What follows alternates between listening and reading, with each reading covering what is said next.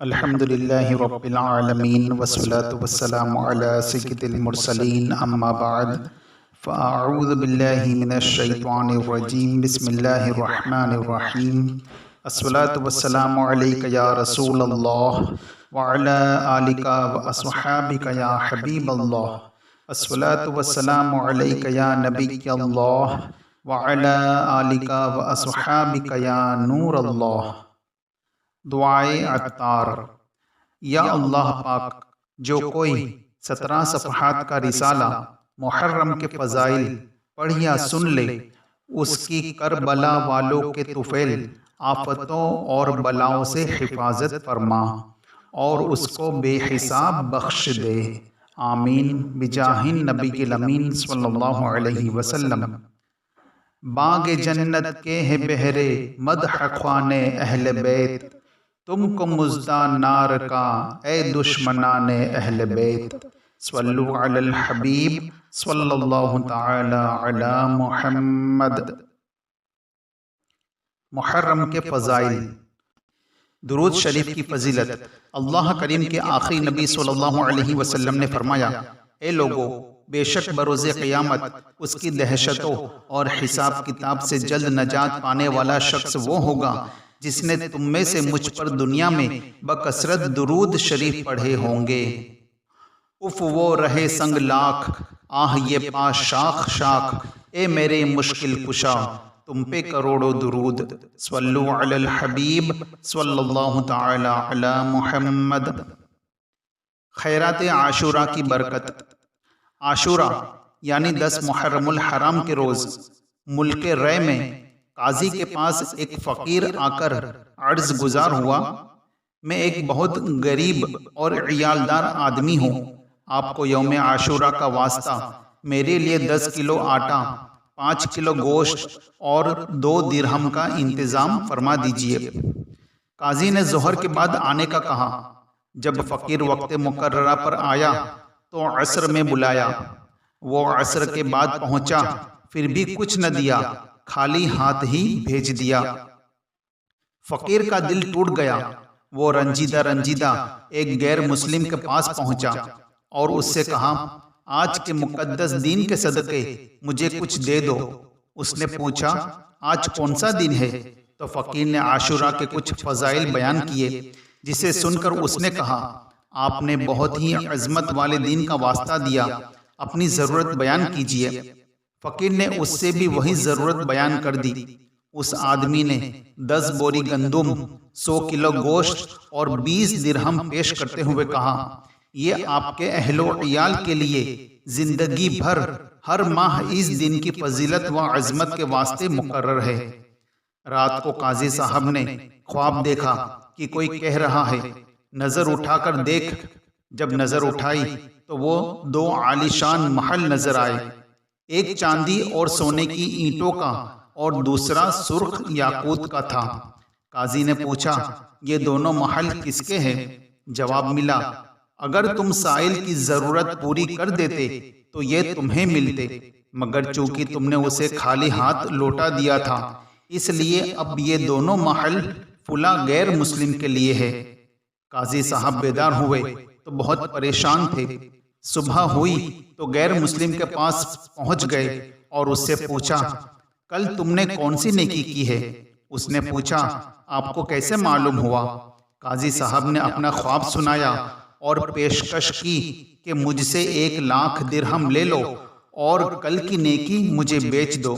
اس غیر مسلم نے کہا، میں روئے زمین کی ساری دولت لے کر بھی اسے فروخت نہیں کروں گا، اللہ پاک کی رحمت و عنایت بہت خوب ہے۔ یہ کہنے کے بعد وہ کلمہ پڑھ کر مسلمان ہو گیا۔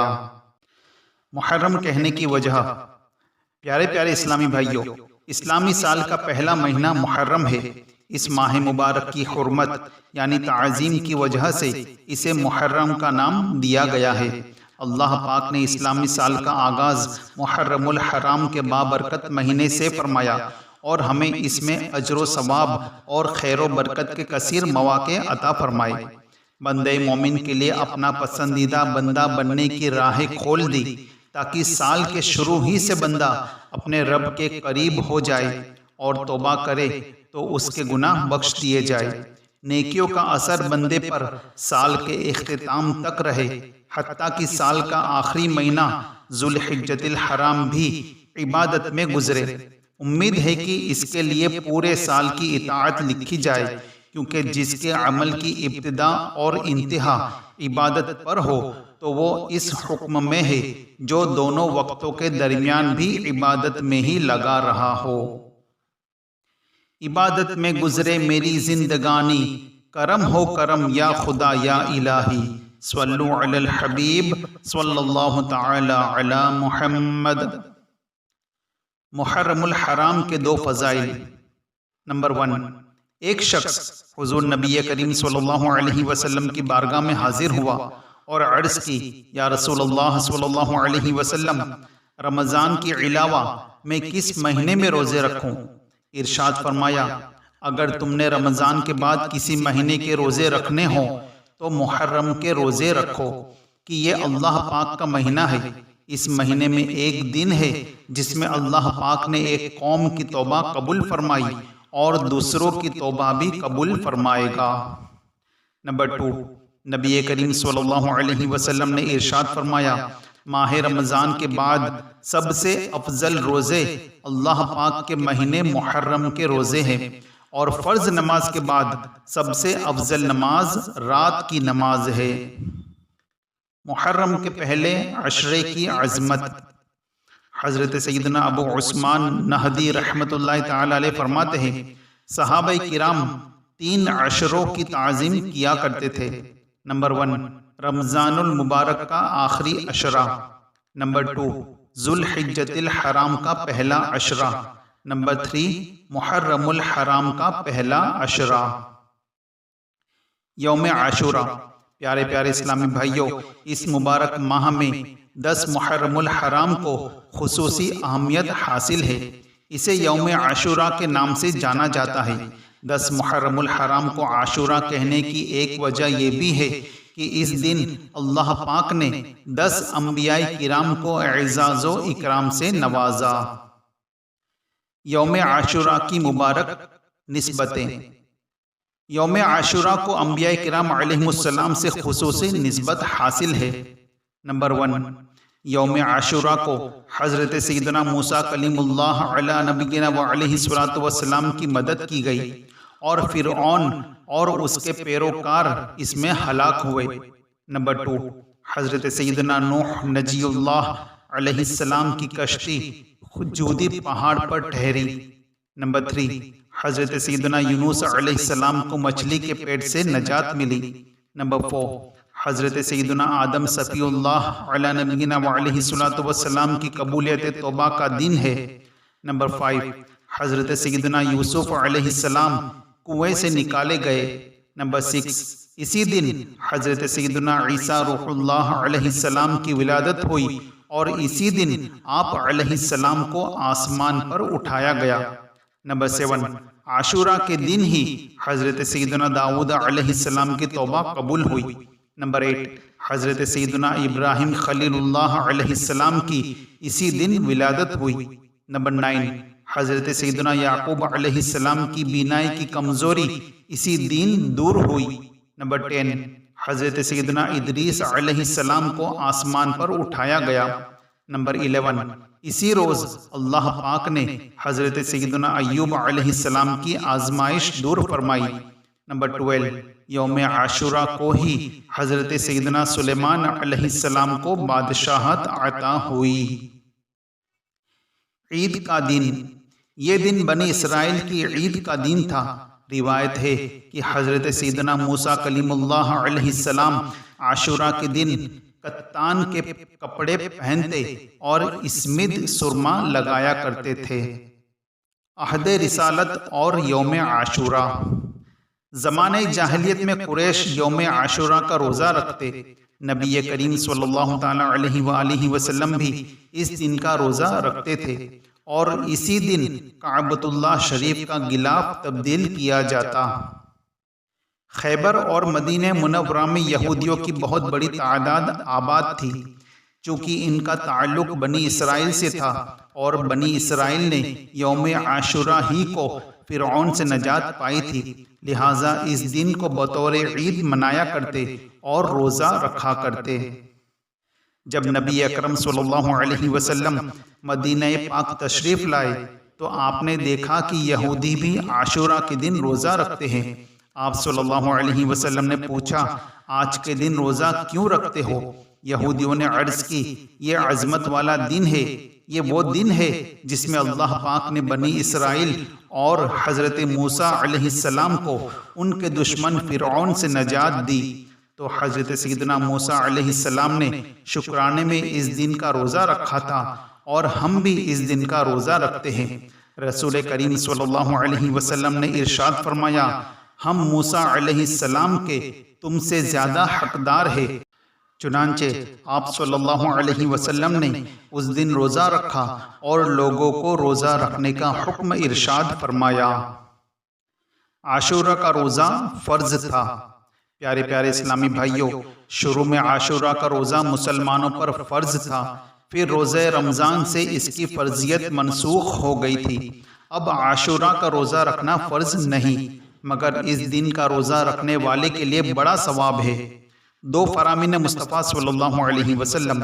نمبر 1، مجھے اللہ پاک پر گمان ہے کہ عاشورہ کا روزہ 1 سال پہلے کے گناہ مٹا دیتا ہے۔ نمبر 2، عاشورہ کا روزہ 1 سال کے روزوں کے برابر ہے۔ ایک دن پہلے یا ایک دن بعد؟ مدینے کے تاجدار صلی اللہ تعالی علیہ وآلہ وسلم نے ارشاد فرمایا، عاشورہ کے دن کا روزہ رکھو اور اس میں یہودیوں کی مخالفت کرو۔ عاشورہ کے دن سے پہلے یا بعد میں ایک دن کا روزہ رکھو۔ صحابی ابن صحابی حضرت سیدنا عبداللہ بن عباس رضی اللہ تعالی عنہما فرماتے ہیں، میں نے نبی کریم صلی اللہ علیہ وسلم کو کسی دن کے روزے کو اور دن پر فضیلت دے کر جستجو فرماتے نہ دیکھا، مگر یہ کہ عاشورہ کا دن اور یہ کہ رمضان کا مہینہ۔ عاشورہ کا روزہ مغفرت کا سبب بن گیا۔ ایک عالم صاحب کو خواب میں دیکھا گیا۔ دیکھنے والے نے حال پوچھا، فرمایا 60 سال تک عاشورہ کا روزہ رکھنے کی برکت سے میری مغفرت ہو گئی۔ ایک روایت میں ہے کہ عاشورہ اور ایک دن پہلے اور بعد کا روزہ رکھنے کی برکت سے۔ یوم عاشورہ کا احترام جانور بھی کرتے ہیں۔ پیارے پیارے اسلامی بھائیوں، عاشورہ ایسا مبارک دن ہے کہ انسان تو انسان، چرند و پرند، حتیٰ کہ وحشی جانور بھی اس کا احترام کرتے ہیں اور اس دن کی تعظیم کرتے ہوئے روزہ بھی رکھتے ہیں۔ بزرگان دین رحمت اللہ علیہم کے چند آنکھوں دیکھے واقعات، تجربات اور ارشادات سنیے۔ نمبر 1، عظیم تابعی بزرگ حضرت سیدنا قیس بن عباد رحمت اللہ تعالی علیہ فرماتے ہیں، مجھے یہ بات پہنچی ہے کہ وحشی جانور 10 محرم کا روزہ رکھتے تھے۔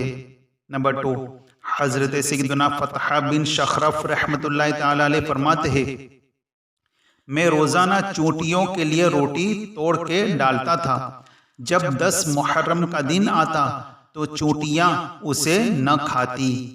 نمبر 3، حضرت ابو الحسن علی بن عمر قرظونی رحمت اللہ تعالی علیہ فرماتے ہیں، 10 محرم کو چونٹیاں بھی روزہ رکھتی ہے۔ نمبر 4، عباسی خلیفہ القادر باللہ کے ساتھ بھی یہی معاملہ پیش آیا تو اسے بہت حیرت ہوئی۔ اس نے حضرت سیدنا ابو الحسن قرظونی رحمت اللہ تعالی علیہ سے اس بارے میں پوچھا تو انہوں نے فرمایا 10 محرم کے دن چونٹیاں روزہ رکھتی ہے۔ نمبر 5، حضرت علامہ ابن ناصر الدین دمشقی رحمت اللہ تعالی علیہ لکھتے ہیں، 10 محرم الحرام کو ایک شخص گاؤں آیا۔ لوگ اس وقت جانور ذبح کر رہے تھے۔ اس نے وجہ پوچھی تو گاؤں والوں نے بتایا، آج وحشی جانور روزے سے ہیں، ہمارے ساتھ چلو، ہم تمہیں دکھاتے ہیں۔ انہوں نے اس آدمی کو ایک باغ میں لے جا کر کھڑا کر دیا۔ اس کا بیان ہے، عصر کے بعد ہر طرف سے وحشی جانور آنے لگے اور باغ کو گھیر لیا۔ ان کے سر آسمان کی طرف اٹھے ہوئے تھے، کسی ایک نے بھی اس گوشت میں سے کچھ نہیں کھایا۔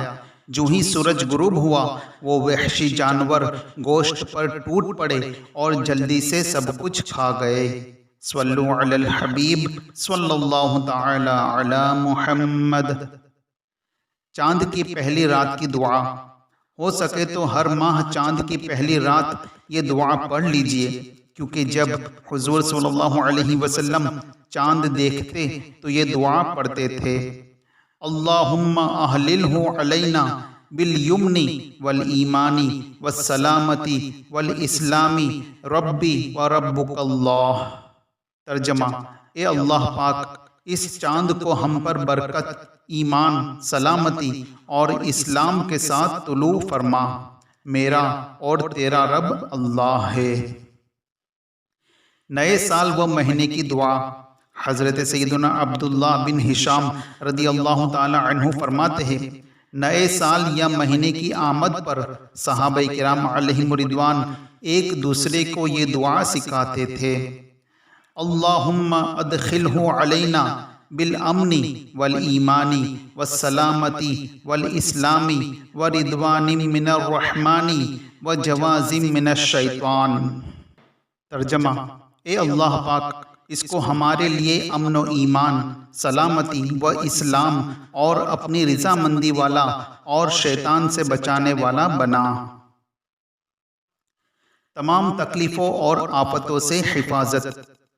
حضرت شاہ کلیم اللہ شاہ جہاں آبادی رحمت اللہ تعالی علیہ فرماتے ہیں، جو کوئی 12 مرتبہ یہ دعا سبحان اللہ ملء المیزان ومنتہى العلم ومبلغ الرضا وزینۃ العرش لا ملجاء ولا منجا من اللہ الا الیہ، سبحان اللہ عدد الشفع والوتر وعدد کلمات اللہ التامات کلها اسألہ السلامت برحمتہ ولا حول ولا قوة الا باللہ العلی العظیم وہو حسبی ونعم الوکیل نعم المولا ونعم النصیر وصلی اللہ تعالی علی خیر خلقہ محمد وآلہ واصحابہ اجمعین۔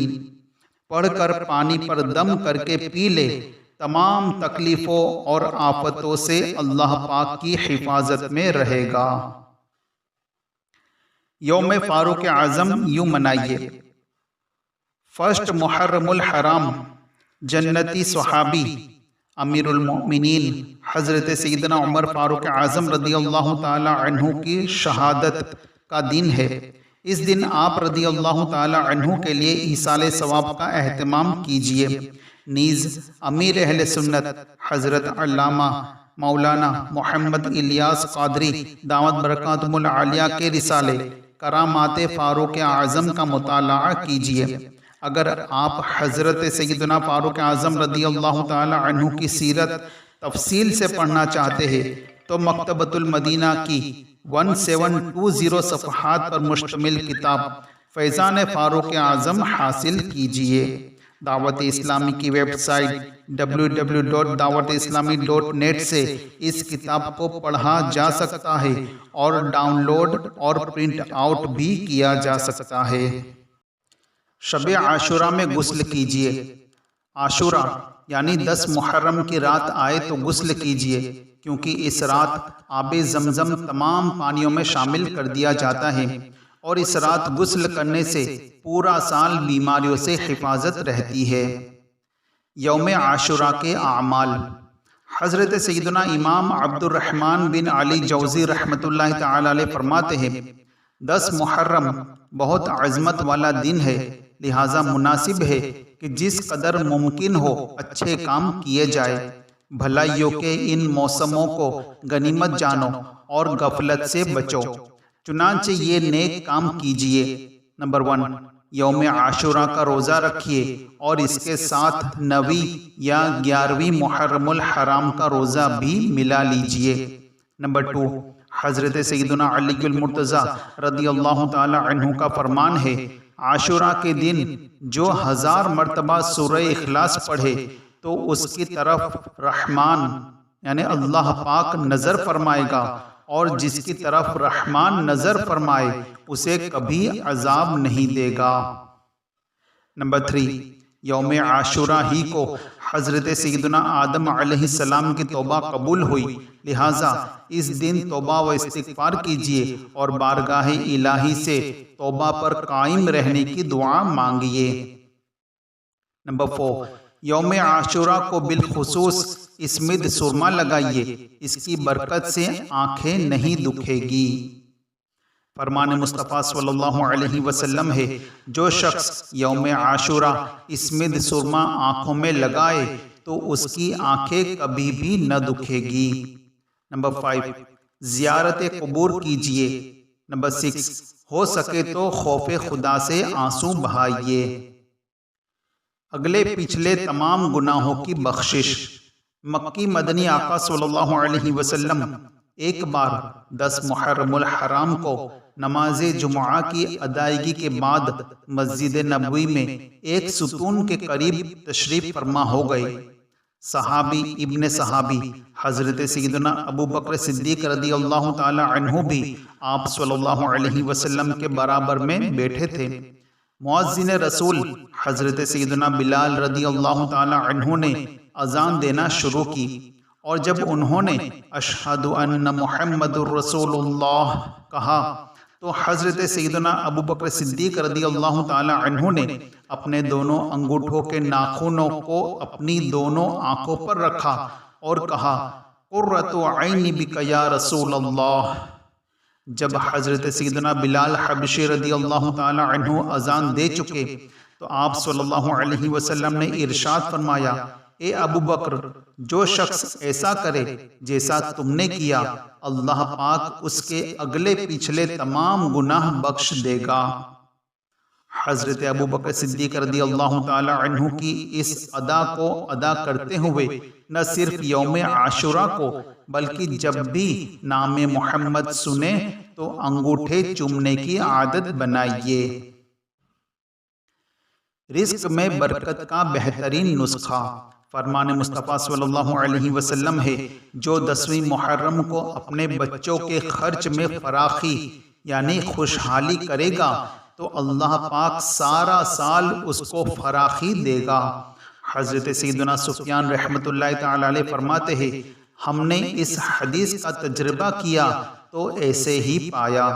حکیم الامت مفتی احمد یار خان نعیمی رحمۃ اللہ تعالی علیہ اس حدیث پاک کے تحت فرماتے ہیں، محرم کی 10ویں تاریخ کو اپنے بال بچوں، نوکر خادموں، فقراء مساکین کے لیے مختلف قسم کے کھانے تیار کرے تو انشاءاللہ سال بھر تک ان کھانوں میں برکت ہوگی۔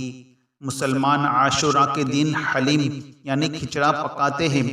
اس کا ماخذ یہ حدیث ہے، کیونکہ کھچڑے میں ہر کھانا ہوتا ہے، گندم، گوشت اور دالیں، چاول وغیرہ، تو انشاءاللہ کھچڑا پکانے والے کے گھر ان تمام کھانوں میں برکت ہوگی۔ مزید فرماتے ہیں، خیال رہے کہ عاشورہ کے دن خود روزہ رکھو اور بچوں کو، فقراء کو خوب کھلاؤ پلاؤ، لہٰذا یہ حدیث عاشورہ کے روزے کے خلاف نہیں۔ یوم عاشورہ اور واقعہ کربلا۔ اے عاشقان صحابہ و اہل بیت، ماہ محرم الحرام ہر سال ہمیں شہدائے کربلا اور بالخصوص نواسۂ رسول سید الشہداء امام عالی مقام حضرت سیدنا امام حسین رضی اللہ تعالی عنہ کی یاد دلاتا ہے، کیونکہ 10 محرم الحرام 61 ہجری کو تاریخ اسلام میں حق و باطل کے درمیان ایک عظیم معرکہ پیش آیا، جسے واقعہ کربلا کے نام سے یاد کیا جاتا ہے۔ اس میں شہدائے کربلا رضی اللہ تعالی عنہم کے استقامت بھرے انداز نے تمام اہل حق کو باطل کے سامنے ڈٹ جانے اور ضرورت پڑنے پر دین اسلام کی خاطر جان کا نذرانہ پیش کرنے کا عظیم الشان سبق دیا۔ اگر حضرت سیدنا امام حسین رضی اللہ تعالی عنہ یزید کی بیعت کرتے تو وہ تمام لشکر آپ کے قدموں میں ہوتا، آپ کا احترام کیا جاتا، خزانوں کے منہ کھول دیے جاتے اور دولت دنیا قدموں پر لٹا دی جاتی، مگر جس کا دل دنیا کی محبت سے خالی ہو بلکہ خود دنیا جس کے گھر کی خادمہ ہو، وہ اس دنیا کے رنگ و روپ پر کیا نظر ڈالے گا؟ حضرت سیدنا امام حسین رضی اللہ تعالی عنہ نے راحت دنیا کے منہ پر ٹھوکر مار دی اور راہ حق میں پہنچنے والی مصیبتوں کا خوش دلی سے استقبال کیا، اور اس قدر آزمائشوں کے باوجود یزید پلید جیسے فاسق کے معلن یعنی اعلانیہ گناہ کرنے والے شخص کی بیعت کا خیال بھی اپنے مبارک دل میں نہ آنے دیا۔ اپنا گھر لوٹانا اور اپنا خون بہانا منظور فرمایا، مگر اسلام کی عزت پر حرف نہیں آنے دیا۔ خدا کی قسم، میدان کربلا میں کربلا والوں کا اسلام کی خاطر اپنی جانوں کا نذرانہ پیش کرنا رہتی دنیا تک مسلمانوں کے لیے بہت بڑا سبق ہے۔ قتل حسین اصل میں مرگ یزید ہے، اسلام زندہ ہوتا ہے ہر کربلا کے بعد۔ کاش ہم بھی اہل بیت اطہار کی محبت و الفت کو دل میں بساتے ہوئے ان کی مبارک سیرت پر عمل کر کے دنیا و آخرت کو روشن بنائے اور اللہ پاک کی رضا و خوشنودی حاصل کرے۔ گھر لٹانا جان دینا کوئی تجھ سے سیکھ جائے، جان عالم ہو فدا اے خاندان اہل بیت، دولت دیدار پائی پاک جانے بیچ کر، کربلا میں خوب ہی چمکی دکان اہل بیت۔ صلو علی الحبیب صلی اللہ تعالی علی محمد۔ آئینہ قیامت۔ برادر اعلیٰ حضرت مولانا حسن رضا خان رحمۃ اللہ تعالی علیہ نے واقعہ کربلا سے متعلق ایک کتاب بنام آئینہ قیامت تحریر فرمائی ہے۔ اس کتاب کے بارے میں اعلیٰ حضرت امام احمد رضا خان رحمۃ اللہ تعالی علیہ فرماتے ہیں، مولانا شاہ عبد العزیز صاحب کی کتاب جو عربی میں ہے وہ یا حسن میاں مرحوم میرے بھائی کی کتاب آئینہ قیامت میں صحیح روایات ہیں، انہیں سننا چاہیے، باقی غلط روایات کے پڑھنے سے نہ پڑھنا اور نہ سننا بہتر ہے۔ نیاز کس چیز پر دلوائے؟ حضرت مفتی محمد امجد علی اعظمی رحمۃ اللہ تعالی علیہ فرماتے ہیں، ماہ محرم میں 10 دنوں تک خصوصاً 10ویں کو حضرت سیدنا امام حسین رضی اللہ تعالی عنہ و دیگر شہدائے کربلا کو ایصال ثواب کرتے ہیں۔ کوئی شربت پر فاتحہ دلاتا ہے، کوئی چاولوں کی کھیر پر، کوئی مٹھائی پر، کوئی روٹی گوشت پر، جس پر چاہو فاتحہ دلاؤ جائز ہے۔ ان کو جس طرح ایصال ثواب کرو مندوب ہے۔ بعض جاہلوں میں مشہور ہے کہ محرم میں سوائے شہدائے کربلا کے دوسروں کی فاتحہ نہ دلائی جائے، ان کا یہ خیال غلط ہے۔ جس طرح دوسرے دنوں میں سب کی فاتحہ ہو سکتی ہے، ان دنوں میں بھی ہو سکتی ہے۔ اعلیٰ حضرت رحمۃ اللہ تعالی علیہ فرماتے ہیں، شیرنی وغیرہ پر حضرات شہدائے کرام کی نیاز دینا بے شک باعث اجر و ثواب و برکات ہے، اور عشرہ محرم شریف اس کے لیے زیادہ مناسب ہے۔ شاہ عبد العزیز دہلوی رحمۃ اللہ تعالی علیہ کا معمول۔ حضرت شاہ عبد العزیز محدث دہلوی رحمۃ اللہ تعالی علیہ کے گھر سال میں 2 محافل ہوا کرتی تھی، ایک محفل میلاد، دوسرا محفل شہادت امام حسین رضی اللہ تعالی عنہ۔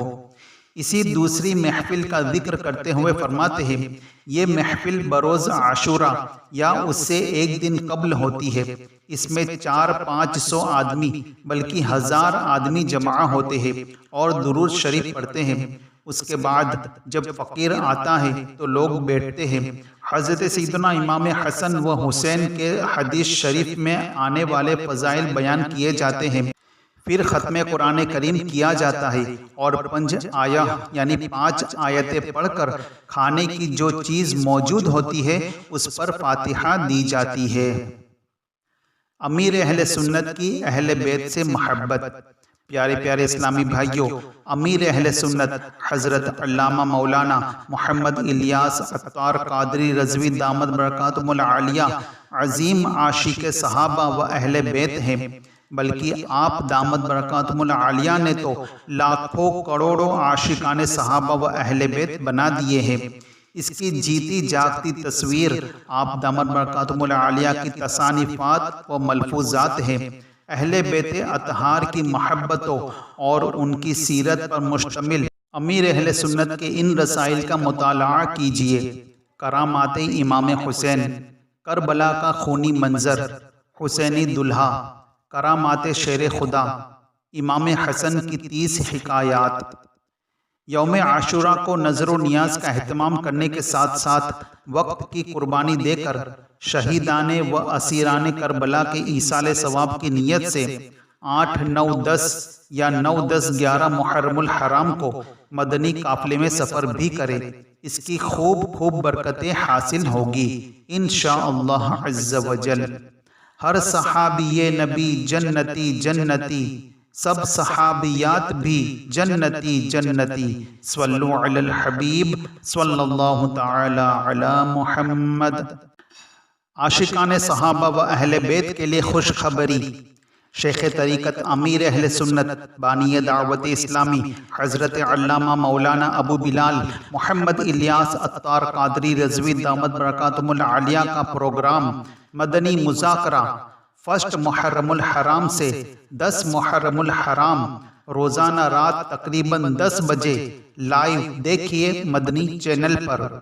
الحمدللہ مدنی مذاکروں سے عقائد و اعمال اور ظاہر و باطن کی اصلاح اور عشق رسول کی لازوال دولت کے ساتھ ساتھ شرعی، طبی، تاریخی اور تنظیمی معلومات کا لاجواب خزانہ ہاتھ آتا ہے۔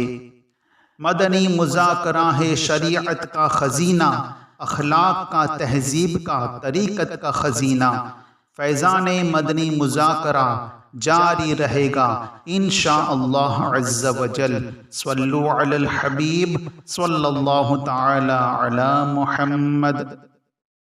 اس ویڈیو کو اپنے دوستوں کے ساتھ ضرور شیئر کیجیے گا، اور ابھی تک آپ نے ہمارا خاک مدینہ ہند چینل سبسکرائب نہیں کیا تو فوراً سبسکرائب کر لیجیے اور بیل آئیکن پر بھی کلک کریں تاکہ مزید آنے والے امیر اہل سنت دامت برکاتہم العالیہ کے آڈیو رسائل جو وقتاً فوقتاً ہم اس خاک مدینہ ہند چینل پر اپلوڈ کرتے رہتے ہیں وہ آپ کو وقت پر ملتے رہیں اور آپ اس سے مستفیض ہوتے رہیں۔ اگلی ویڈیو تک ہمیں دیجیے اجازت، اپنا خیال رکھے گا۔